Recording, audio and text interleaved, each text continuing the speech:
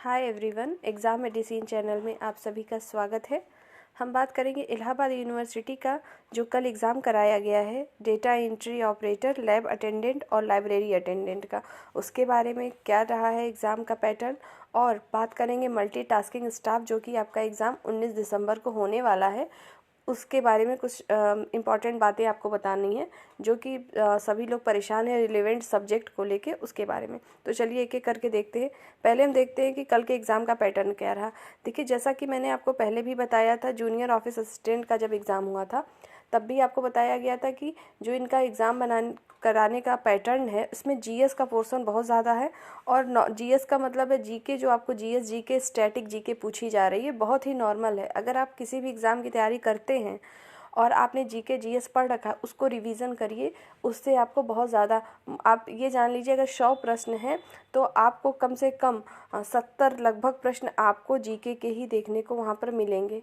और आपको इंग्लिश के 5-6 प्रश्न आ जाएंगे, हिंदी के आएंगे, इस तरीके से। और इनका कोई पैटर्न फिक्स नहीं है कि आपको जैसे कि जो इसमें रिलेवेंट सब्जेक्ट है उसका क्या देना है। रिलेवेंट सब्जेक्ट का मतलब ये होता है कि जैसे data entry operator, lab attendant या जूनियर ऑफिस असिस्टेंट का एग्ज़ाम कराया गया, उनको अपने पद पे रहते हुए क्या कार्य करने होते हैं, उससे संबंधित कॉमन प्रश्न पूछे जाते हैं। आपका जो एग्ज़ाम मल्टीटास्किंग का है, उसमें जो रिलेवेंट सब्जेक्ट है मल्टीटास्किंग स्टाफ का कार्य क्या होता है कि किसी भी अधिकारी को या वहाँ के कर्मचारी को अगर हेल्प की ज़रूरत हो तो वो आपसे लेते हैं। आपको जैसे एक फ़ाइल को दूसरे ऑफिस में भेजना हो, या अदर ऑफिस से रिलेटेड काम करना हो, या फाइल को पूरा जैसे कबर्ड है उसमें आपको मैनेज करना हो, या तो इस तरीके के वर्क आपसे लिए जाते हैं। तो आपको जो रिलेवेंट सब्जेक्ट से 5 या 6 प्रश्न ही पूछे जाएंगे। उसमें आपके सिलेबस में लिखा तो है 30, लेकिन 30 आएंगे नहीं, क्योंकि जब आप सोचिए कि जब जूनियर ऑफिस असिस्टेंट या कल के भी जो एग्ज़ाम कराया गया उनमें भी नहीं दिया था, तो आप ये मान के चलिए कि इसमें भी नहीं देंगे। और जो रिलेवेंट सब्जेक्ट से प्रश्न बनते हैं वो बहुत ही कॉमन होते हैं। वो अपने कॉमन सेंस से आप अच्छे से सोच के करेंगे तो आप कर ले जाएंगे। आपको 4 विकल्प इस तरीके के दिए गए होते हैं कि आप उस समय सोच सकें।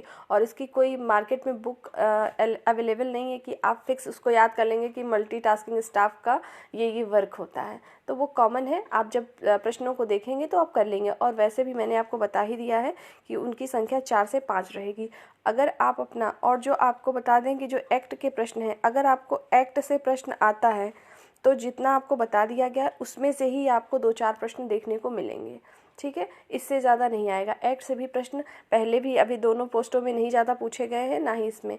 उसमें जैसे आपको कुलपति का कार्य क्या होता है, सभा क्या होती है, संकाय क्या है, वो सब जो बताया गया उसको आप 2-3 बार रिवीजन कर लीजिए। और इस समय आप सिर्फ अपने जो नॉर्मल जीके है उस पर फोकस करिए। और कंप्यूटर का जो सेक्शन है, कंप्यूटर लिटरेसी, उसमें जो है आपको जितनी वीडियो प्रोवाइड की जा रही है उसको अगर आप देख लेते हैं तो भी आपको उसमें से प्रश्न देखने को मिलेंगे, ठीक है। और पेपर के लिए आप परेशान ना हो, पेपर का लेवल बहुत हाई नहीं है। मैक्सिमम बच्चे 85 प्लस ही प्रश्न करके आ रहे हैं, तो समझ लीजिए कि पेपर का लेवल कितना होगा, ठीक है। तो ये सबके लिए ऐसा है कि आपको 80 प्लस तो आप क्रॉस कर लेंगे, नेगेटिव मार्किंग है फिर भी, ठीक है। तो और कल के एग्ज़ाम का रिव्यू यही रहा है, सभी लोग पूछ भी रहे थे। तो ये जान लीजिए कि इनको भी एक्ट से प्रश्न देखने को नहीं मिले, 3-4 क्वेश्चन आए थे सिर्फ।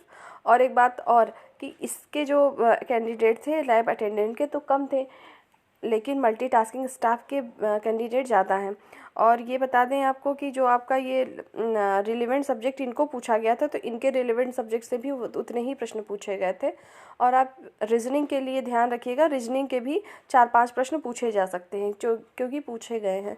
और वो रीजनिंग के भी सीरीज के क्वेश्चन होते हैं, बहुत ही ईजी आते हैं, आप कर लेंगे। जैसे आपको एक सीरीज़ दे दिया था कि जैसे यहाँ 2 दिया है, ठीक है, और फिर यहाँ पे सपोज करो कि आपको 8 दिया है, इस तरीके की कोई सीरीज चलती जाएगी तो क्या होगा, एक बीच में खाली कर देंगे। जैसे विषम संख्याएं शुरू होती हैं, 1 हो गया आपको, फिर यहाँ पे ब्लॉक कर देंगे। फिर यहाँ पे आप सपोज करिए कि 7 है, अगर 2 ब्लॉक है तो यहाँ और यहाँ पे क्या संख्याएं आएंगी। बहुत ही इजी ही रहेगा जो आप अदर एग्ज़ाम देते हैं। तो आप लोग ज़्यादा से ज़्यादा जो कॉमन जीके है, जीएस है, स्टैटिक जीके है, उसको पढ़िए, ठीक है। जैसे ज्योग्राफी का पढ़िए, पॉलिटी से भी पढ़िएगा क्वेश्चन, ठीक है। पॉलिटी से भी प्रश्न बने थे, जैसे कि आपका पूछा गया था जूनियर असिस्टेंट, ऑफिस असिस्टेंट का जो एग्ज़ाम था कि जो सुप्रीम कोर्ट के मुख्य न्यायाधीश होते हैं उनकी योग्यता क्या होती है, तो इस तरीके के प्रश्न बने थे, तो उसको पढ़िएगा। और सबसे लंबी नदी कौन सी है, सबसे बड़ा महाद्वीप कौन सा है, इस टाइप के प्रश्न बनते हैं। आपको बहुत डीप से नहीं पूछेगा, ठीक है। तो आप परेशान ना हो, आप इतनी चीज़ों का अपनी प्रैक्टिस करते रहिए, ठीक है। तो सभी को चीज़ें समझ में आ गई होंगी। तो इस वीडियो में इतना ही। नेक्स्ट वीडियो में नई टॉपिक के साथ फिर उपस्थित होंगे। तब तक के लिए टेक केयर। जय हिंद।